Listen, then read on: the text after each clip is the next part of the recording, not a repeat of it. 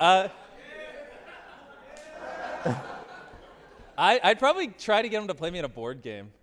Maybe Monopoly, because Monopoly's like chance. You're calling a board game. Yeah. Well, I'd probably pull them each aside and be like, let's try to figure out how to team up on the other one and like make our odds better.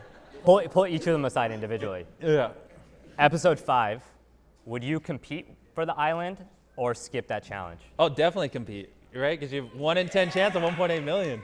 I'm actually, only 9 people did it, which is surprising because it's, what was it, 1 in 60 at 5 or 1 in 10 at 1.8? I mean, it's just like the EV score is just so much better.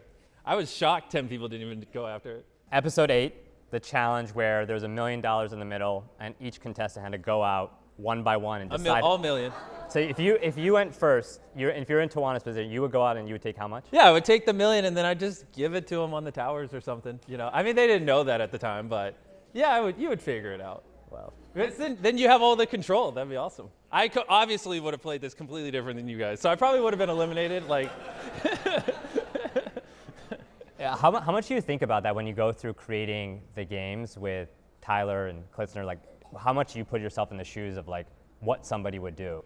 oh, obviously every game, but how it played out and how we thought things would play out were two completely different things, which I think is one of the beauty of the show. Is there obviously was a lot more integrity, a lot more camaraderie, and honestly way nicer than we thought in a lot of instances, which just threw off a lot of the equations for some of these games. Which one in particular comes to mind? I mean, obviously at the end of episode 2, I mean, I thought for sure someone was going to press it at like 200K, and then it just went up to 1 million. But it was awesome because that cliffhanger was perfect, and you know, people still like come up to me and they're just like, "There's no shot that's real," and I'm like, "I don't know what to tell you." In the finale, would you have flipped the coin and risked elimination, but No. potentially no? No, especially because Tawana sounded like she was going to do it too.